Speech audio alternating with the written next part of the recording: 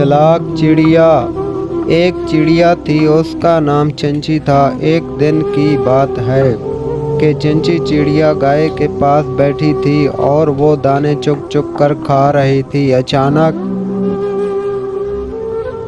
गाय ने गोबर कर दिया और चिड़िया उस गोबर में दब गई और वो उड़ ना सकी। और दूसरी तरफ से एक कुत्ता आया। चिड़िया ने उससे कहा कि भाई कुत्ते, मुझे निकाल। कुत्ते ने कहा कि मैं अगर निकालूंगा तो मैं तुझे खा लूंगा। चिड़िया ने कहा हाँ, खा लेना। कुत्ते ने चिड़िया को गोबर से बाहर निकाला। अब चिड़िया ने कहा मुझे धो तो ले। कुत्ता चिड़िया को नल पर ले गया।